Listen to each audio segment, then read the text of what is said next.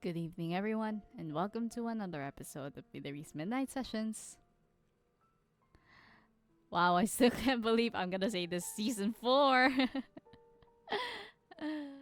I still cannot believe we're literally 4 seasons in. Kahit na wala naman may gusto.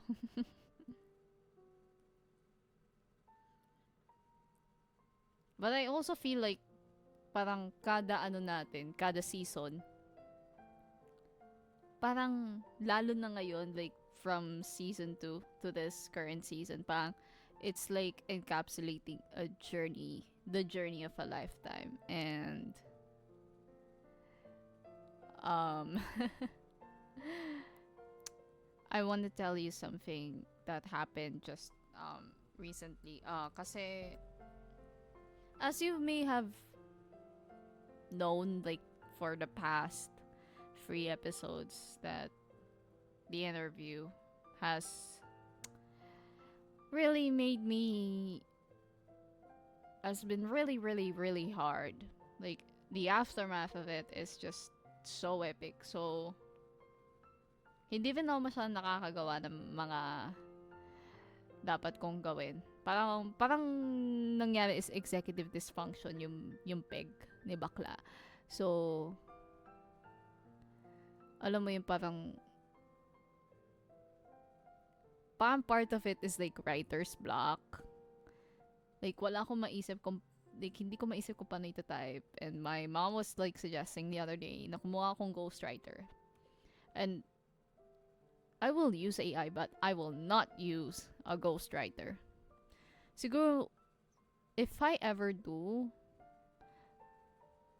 parang ang ano lang, is need niya akong tulungan mag-research kasi bobo ako guys sa research. It's honestly one of the most lalo na pag ganitong ka-intense yung research. No. You will not make me do super intensive research. Kasi nakakabobo talaga. So, totoo lang, nakakabobo niya. Like, ang dami kong kailangan basahin, ang dami kong kailangan intindihin. Na parang, hindi kaya ng utak ko, tapos I'm dealing with so much. So, it's basically like really, really overwhelming. By the way, ito pala nakikita nyo, this is my childhood blanket. And I'm using it kasi medyo mainit ngayon. Kaso kasi ang problema sa sa damit ko is sobrang nipis. If you've already seen past episodes of MMS, kita nyo naman 'di ba? Sobrang nipis ng damit na to. Kaya ako may kumot na nakatalukbong. And I went to school last Monday. Parang nakaugalian ko na nga pumunta ng school every Monday para magpo-consult ng thesis, to like tell somebody kung ano na bang ganap. But this when I came to school last Monday, hindi ako sure who should I talk to. Should I talk to Yayoi?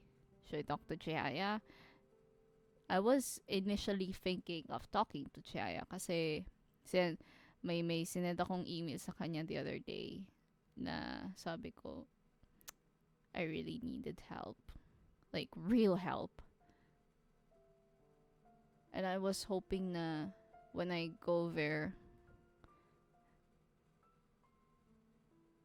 ewan ko, basta I just hope something would happen when I went there. Pero naisip ko din na it's been 3 weeks. It's been nearly a month. And it's still really, really bugging me. To the point na hindi ako makapag-isip ng kung anong idudugtong ko sa thesis ko. So, I decided to talk to Yayoi. And finally loop her in about what happened 3 weeks ago. But the thing about that is, I'm so glad that there was somebody else na nag-consult ahead of me. Like, there were a couple of people that consulted before me. So I asked Yayoi if we could talk in private kasi, you know, like the nature of this thing is too damn personal, it's too damn sensitive. And there are guys that still do not know, and probably like ilulup ko na lang sila pagdating ng defense. If that's even gonna happen. Ayoko dun, in short. Like, it's so, honestly, like, it's so scary, like, being seen so vulnerable. Like, if you remember, back in episode 1, back in our season premiere, even to Claude, I was scared, you know? That was already my interviewee. Like, that was Claude. You know? Like, hindi ko naman ine-expect eh. I mean, I was kind of actually expecting it. I was really expecting it, pero I wasn't expecting it to hit that hard to the point where it's just indescribable fear, like, you know, really consuming me. And I told Yayoi about that, and thank God kasi naiintindihan niya. Naiintindihan niya kasi I think she really knew, she was aware of how important this thing is to me. She knew na, alam niyo yun, parang ayaw niyang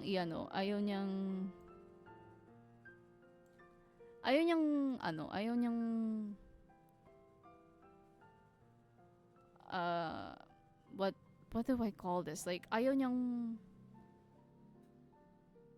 mag-defense ako in that kind of state. In that very, very fragile state. Kasi, yun talaga yun eh.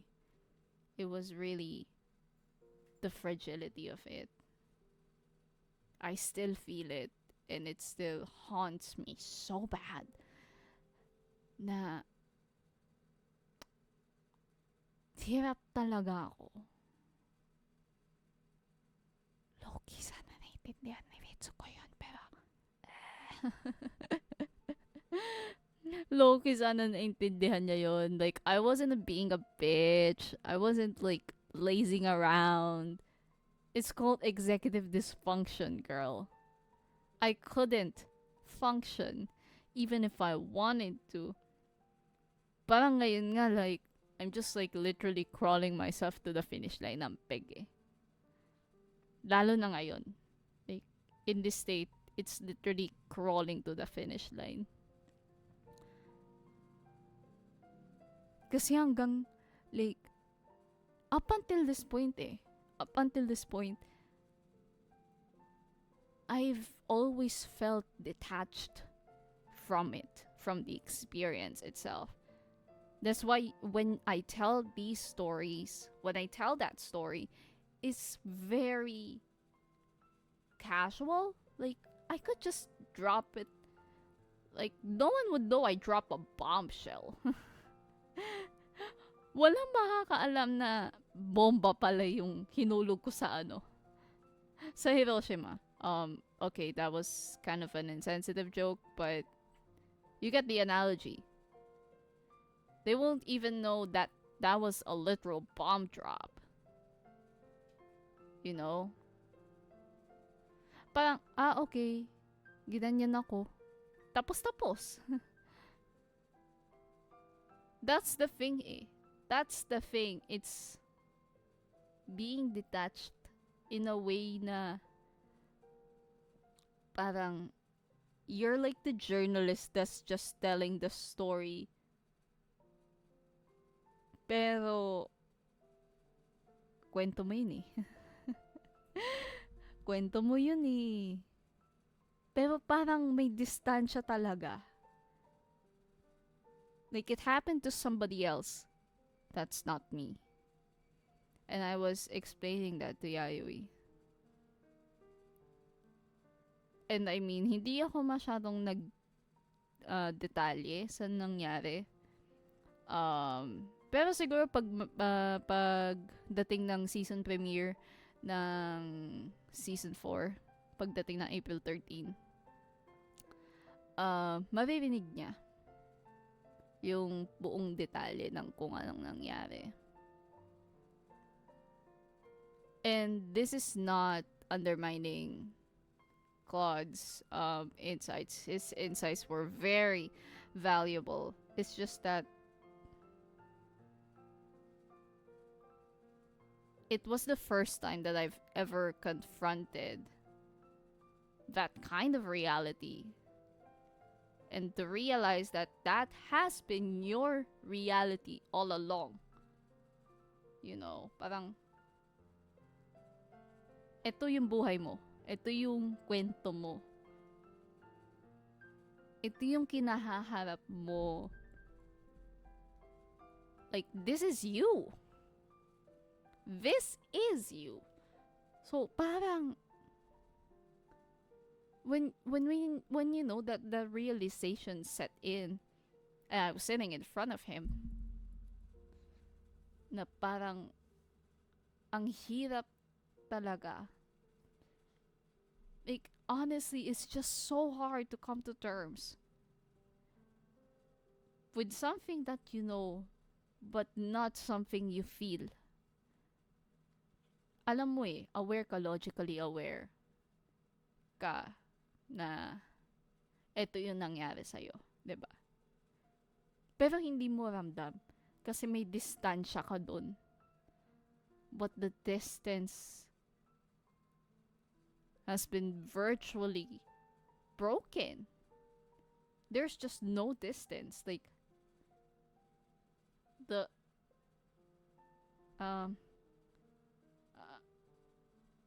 what do you call this? We've bridged the gap between me, who knows that she's a victim, versus the reality where she feels that she's a victim. Yun yung pinagkaiba .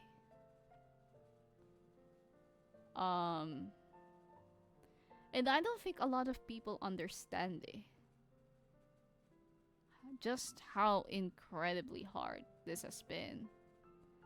Because this is not just months of repression . It's literally years. Like, my memories of it are still fuzzy to this day. And I haven't felt like I was there. You know? Na parang, as in, ngayon lang talaga siya nag-settle in.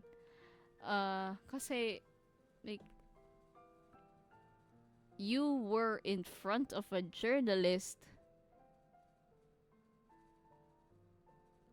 who happens to be a guy. And you're like really afraid that, you know, baka may gawin siyang mali sa'yo. Diba? Parang sa akin, the way that everything just clicked for me,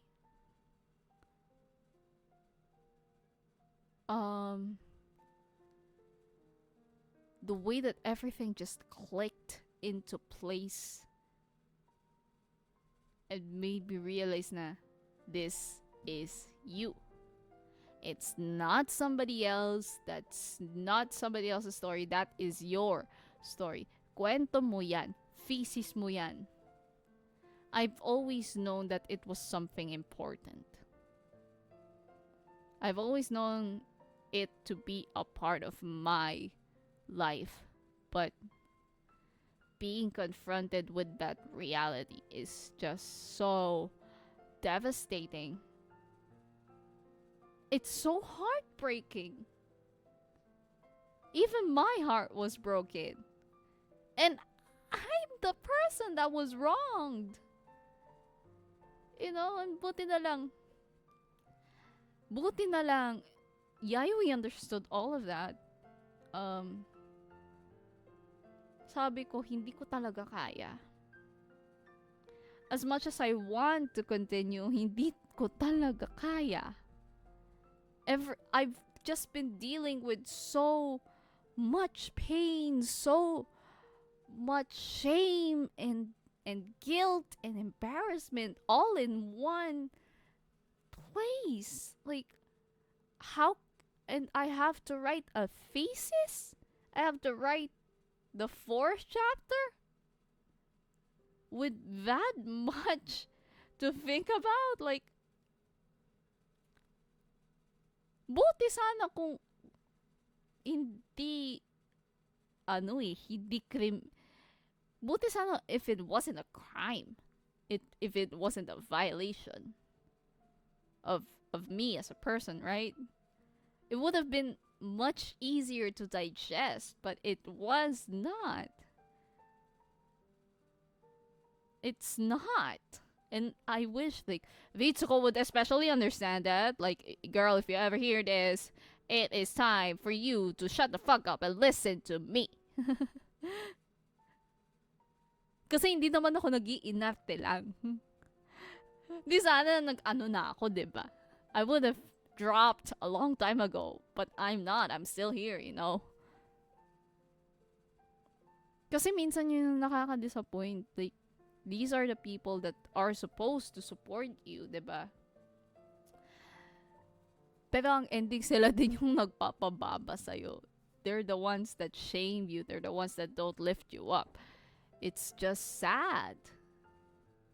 And as much as I love her, parang naisip ko na it's much better if she does not get in the loop anymore.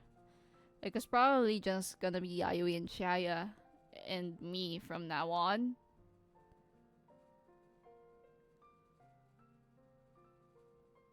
And the conversation last Monday kind of made me realize na ramdam na, you know, she is there. She has been there. She never ever ever gave up. Even when I was being a total ass prick to her, she stayed and she fought for me.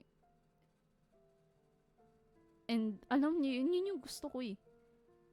I wanted someone to fight for me. Kasi pagod na akong lumaban.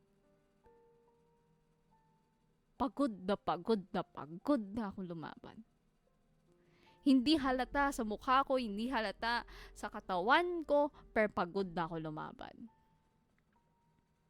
I can't always be at the receiving end of people's remarks, of people's negative opinions and criticisms. I can't be always the scapegoat. Alam niyo yung meme na may military man, tapos sinasalo niya lahat ng kutsilyo? That was me. That is me. Hindi pwedeng nagre-receive na lang ako lagi. I can't be a wallflower. You know? It's getting tiring to be a wallflower.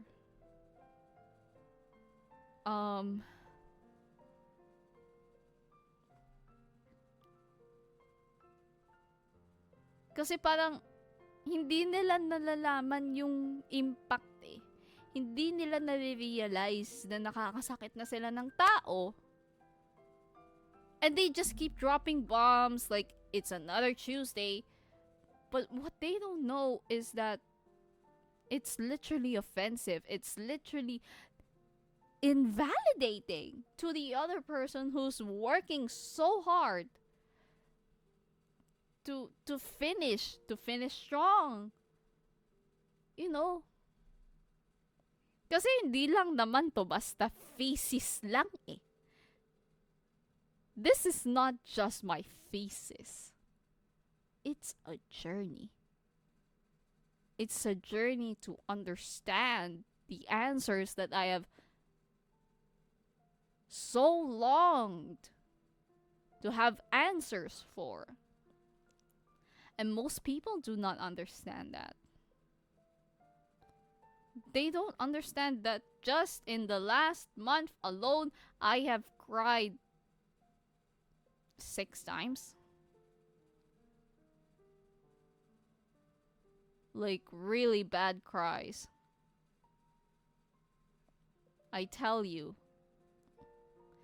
When I say that this episode is so much worse than the panic attacks, I really do mean it. Hindi ako nagbibiro. Kasi yun, shutdown pa yun eh. I just shut down eh. 'Di ba?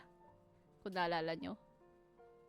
Nag-shutdown lang ako nung sinukuhan ako ng advisor ko.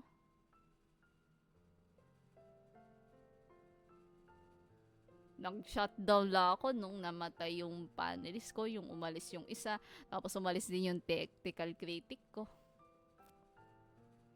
Nagsiyalisan silang lahat. But Yayoi and Chihaya are the only ones who stayed since the beginning, and I'm so glad that they did. And I'm so glad that I could confide in them, really. Kasi sobrang hirap na mag-isa. It is tiring to carry all the burdens on your own. I know they won't be of much help, Yayoi especially.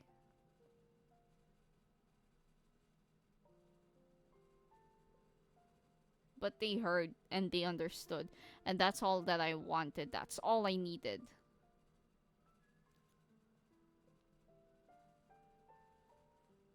And you know what? The last when our conversation, when the conversation with Yayoi ended. By the way, this took place sa second floor.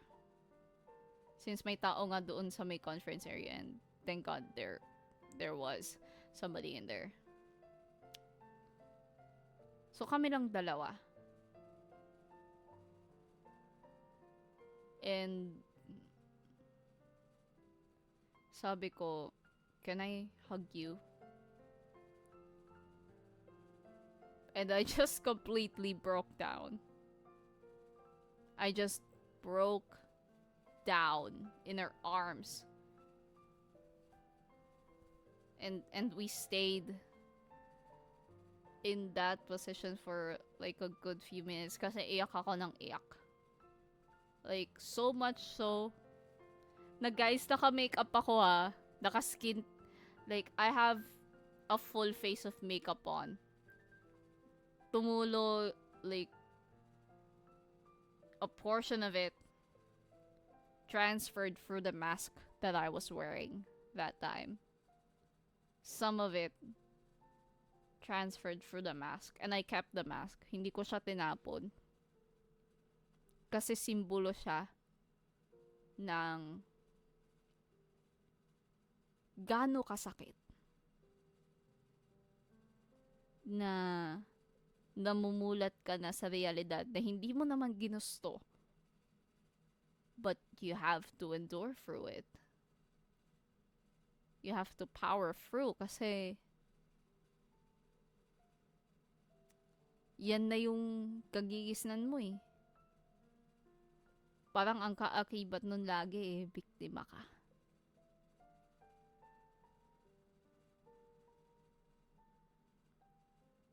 Alam mo yun, like,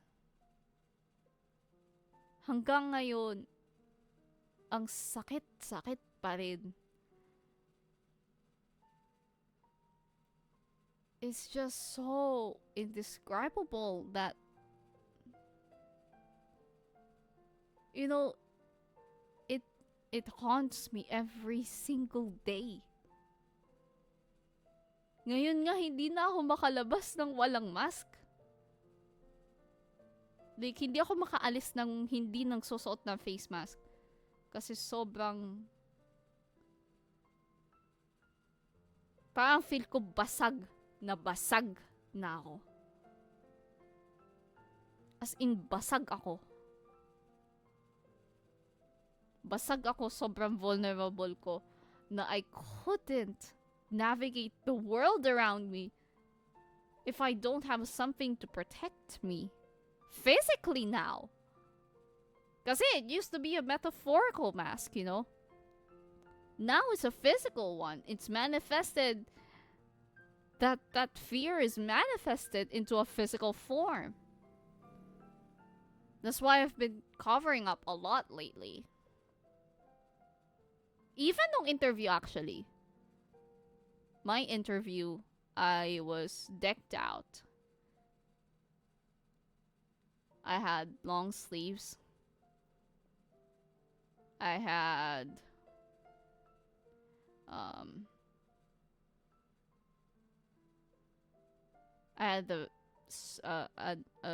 a black sweatshirt, a long skirt, and boots. Tapos may sombrero at face mask pa ako. Pero di ko naman expect na mag-persist yun eh. Kasi kala ko one-off lang eh. Kala ko talaga one-off lang. Pero hindi, iyak ako ng iyak ng walang katapusan. And it's just been so much worse. That, you know, parang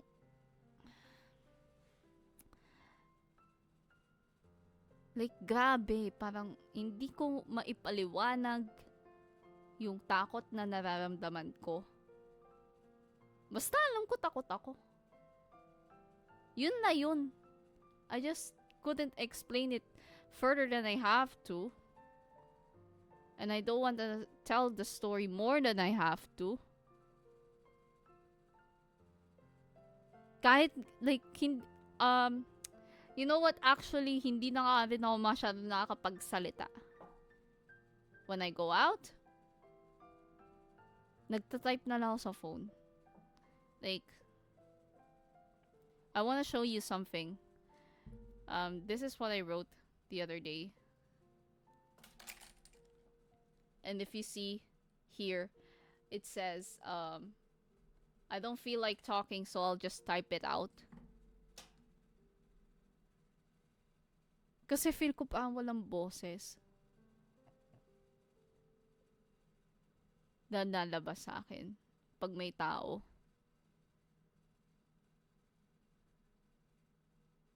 And I'm too fragile to speak of the hurt. I'm too fragile to speak of the pain. To like, let it come to life through the words that I speak. It's hard. Kaya sa faculty lately, hindi ako masyado makapagsalita. Kasi sobrang takot ako. At sobrang hirap. Sana nga talaga nag-iinarte lang ako. But no, this is a piece of me. I'm showing you a piece of me. This is the most vulnerable I have been in my entire life. And like in just 24 short years of living, I've had to go through so much pain. It's hard to understand that. And kaya nga rin takip na takip ako lately eh. Kaya nga nakikita nyo tong kumot na to eh. Pero I think, and I hope, na sana sa pagtatapos ng pagsusulat nito, ng thesis na to, I come out a better person. I come out a resilient person. I come out a stronger person. I come out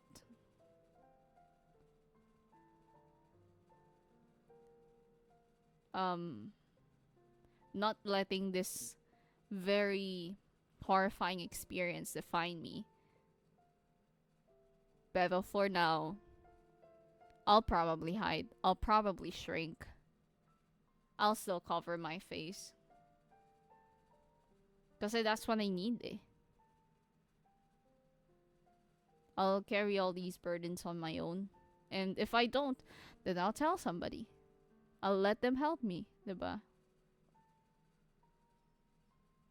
When I lend somebody a piece of me, maybe just maybe they would understand that this is more than just a thesis and a graduation project. This is my reality now.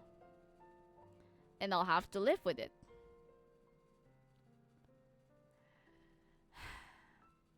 Napakabigat ng season na to. And sana maintindihan ng mga tao makikinig sa podcast na to. Na hindi madaling maglabas ng episodes na ganito kabigat. But unfortunately, this is the reality now. This is my reality now. And I want to share that reality with you. I want to document this journey with you. Because maybe, just maybe, this will change somebody's perspective about things. This will make them understand how complex trauma is. And sana, magamit nila yung mga lessons na matutunan dito. You know, to better their perspective about the world.